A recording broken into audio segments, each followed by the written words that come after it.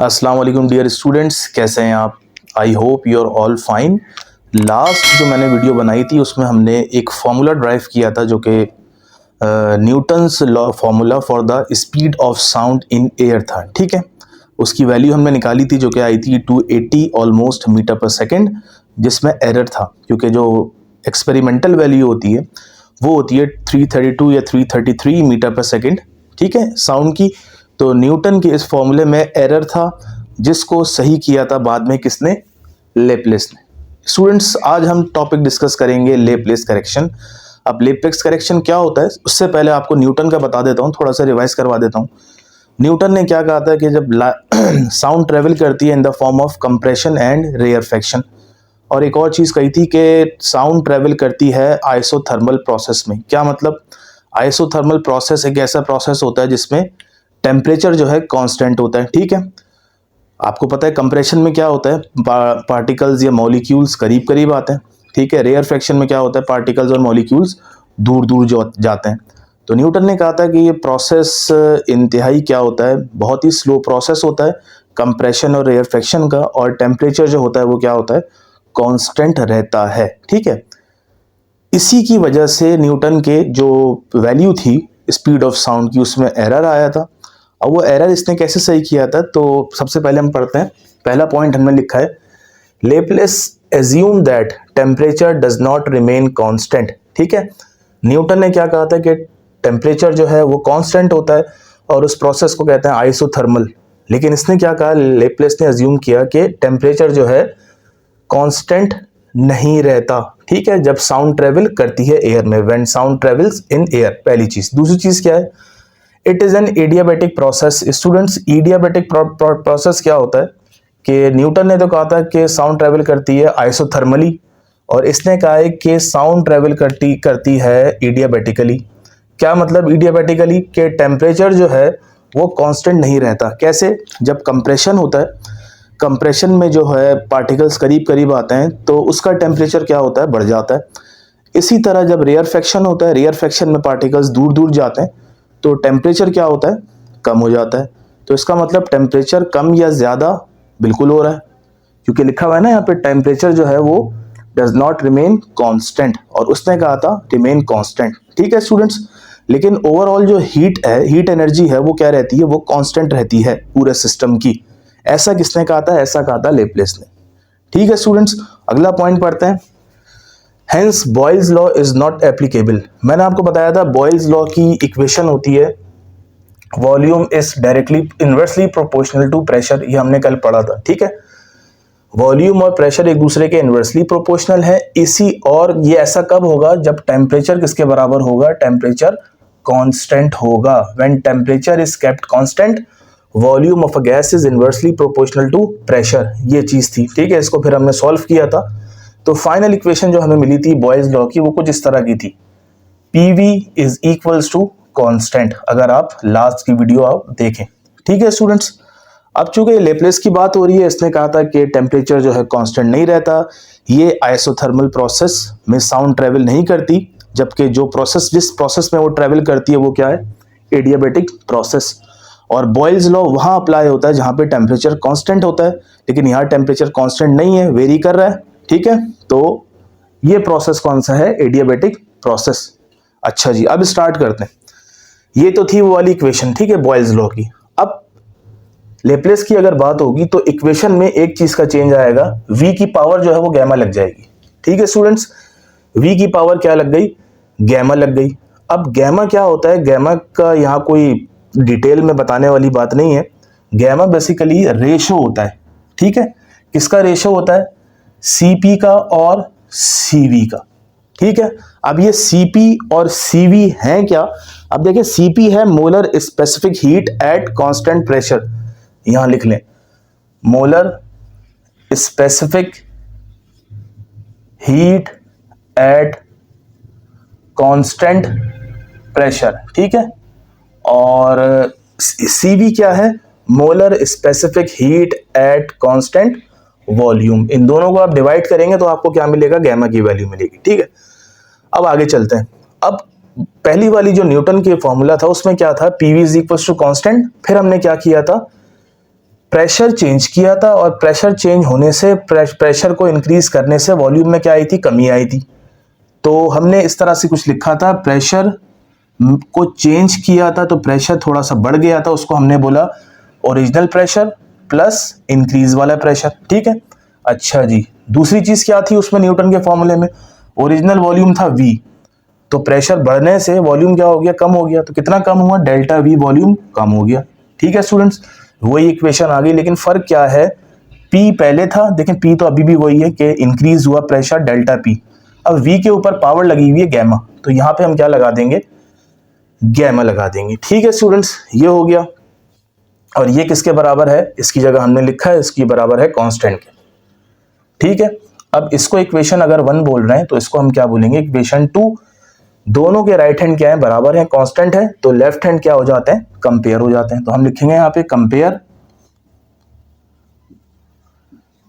Equation 1 and 2। Equation 1 का left hand क्या है, इक्वेशन 1 का लेफ्ट हैंड है PV और गैमा पावर में लगा हुआ है। ठीक है, और इसका लेफ्ट हैंड क्या है, इसका लेफ्ट हैंड है P प्लस डेल्टा P और V माइनस डेल्टा V और पावर क्या है, R।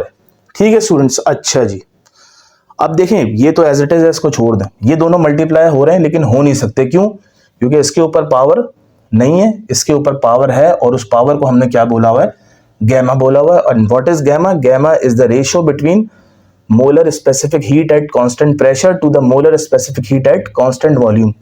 स्टूडेंट्स, एक इंजीनियरिंग वाले एक थ्योरम पढ़ते हैं, ठीक है, एक फॉर्मूला होता है, उसको हम कहते हैं बायनोमियल एक्सप्रेशन या बायनोमियल थ्योरम, बायनोमियल थ्योरम। ठीक है, वो होता क्या है, अब जरा और से देखिएगा इसको। अगर आपके पास कोई भी टर्म्स हैं a plus B whole square, तो इसको आप आसानी से स्क्वायर निकाल सकते हैं, a स्क्वायर प्लस 2ab प्लस बी स्क्वायर, या क्यूब होगा तो वो भी आप आसानी से क्यूब का फॉर्मूला अप्लाई कर सकते हैं। लेकिन अगर फर्ज करें a प्लस बी की पावर n है, या a प्लस बी की पावर 500 है या 1000 है, तो आप थोड़ा सा मुश्किल हो जाएगा। तो ऐसी चीजें हम सॉल्व करते हैं बायनोमियल थ्योरम से, जो कि इंजीनियरिंग वाले स्टूडेंट्स पढ़ते हैं।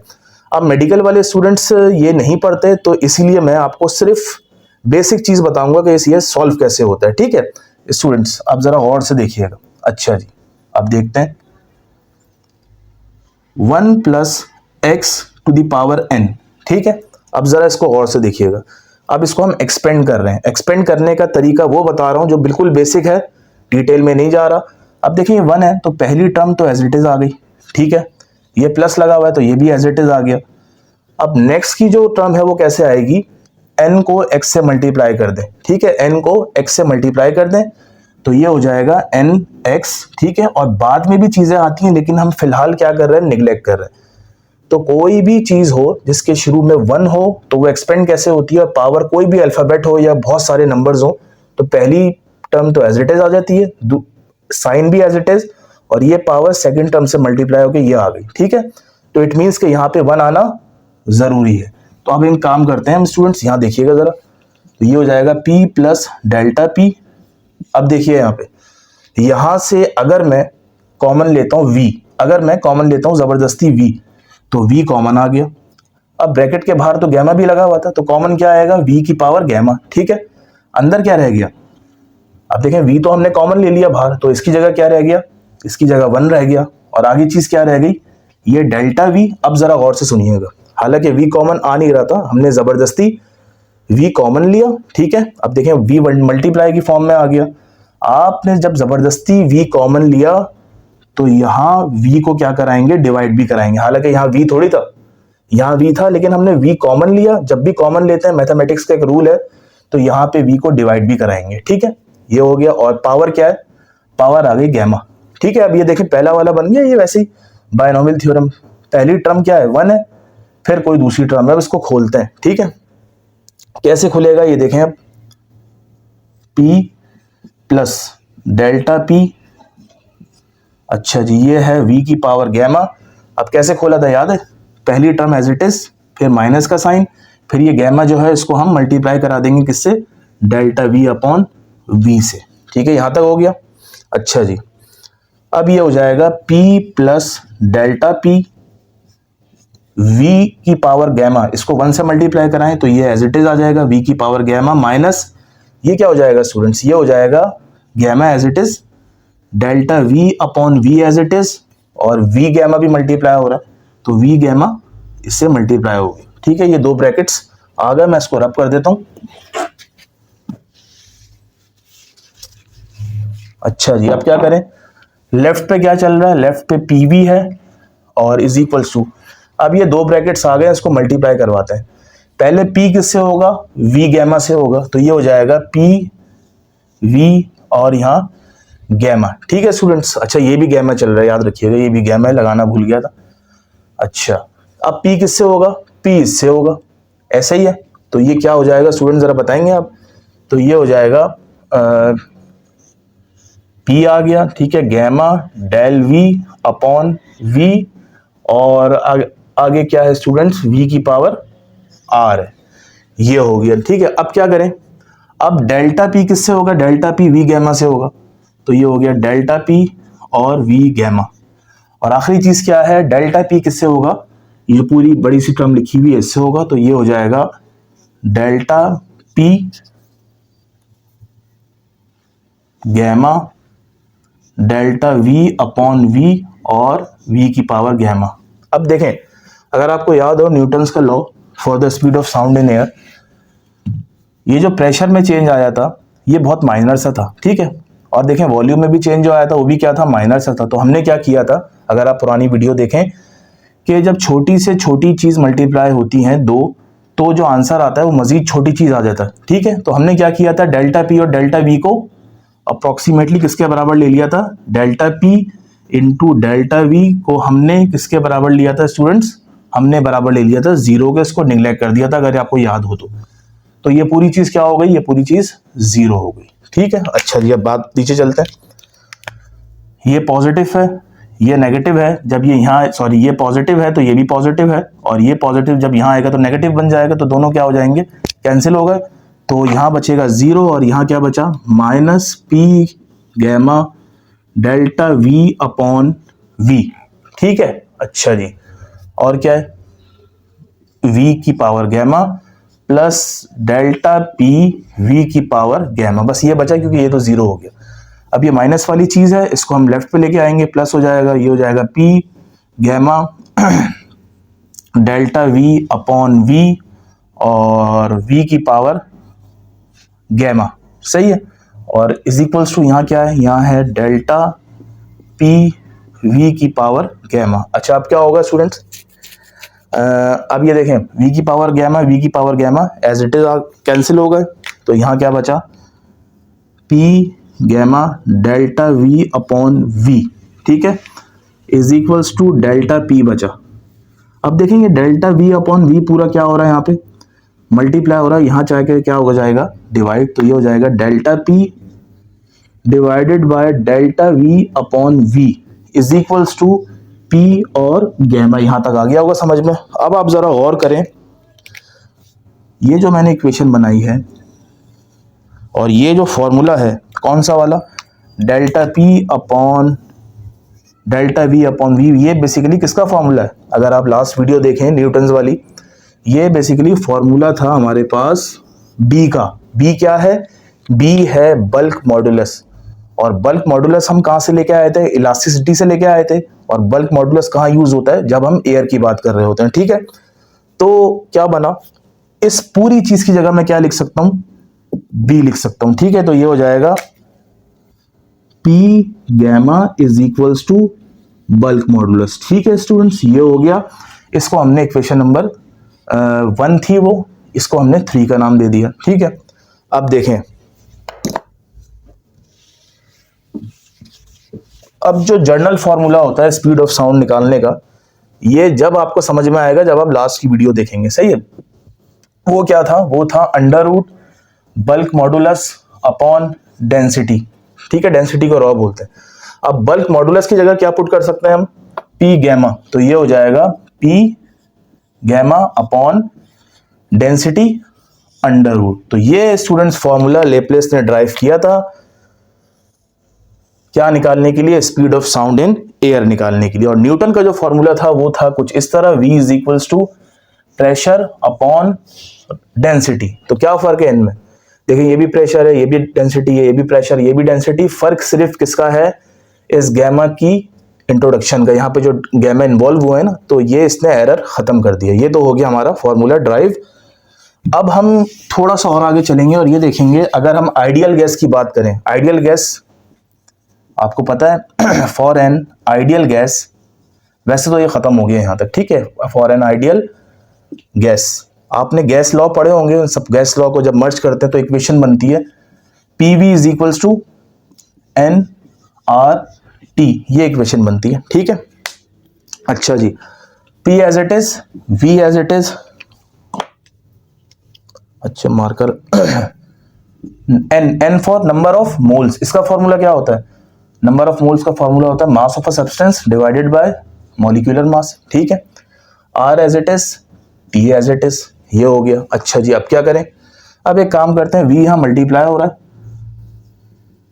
ये जो M है ये भी डिवाइड हो रहा है। इसको अगर मैं इस V को इस M के नीचे ले आऊं और इस M को RT के नीचे लिख दूं तो कोई मसले वाली बात नहीं है, ठीक है स्टूडेंट्स, ये हो गया। अच्छा जी, अब क्या करें, M upon V, mass upon volume, किसका फॉर्मूला है, पढ़ा होगा आपने छोटी क्लासेस में। Mass upon volume basically formula होता है डेंसिटी का, ठीक है। और डेंसिटी को हम क्या कहते हैं, रॉ बोलते हैं। और आगे आ गया RT अपॉन M, ठीक है, ये आ गया। अब रॉ यहाँ मल्टीप्लाई हो रहा है, नीचे आके डिवाइड हो जाएगा, तो ये बन जाएगा pressure upon rho is equals to RT upon M। अब जरा गौर करें आप, ये चीज देखें, लेप्लेस का जो फॉर्मूला है इसका ये पार्ट देखें, ये P है ऊपर, नीचे क्या है, नीचे रॉ है, नीचे डेंसिटी है।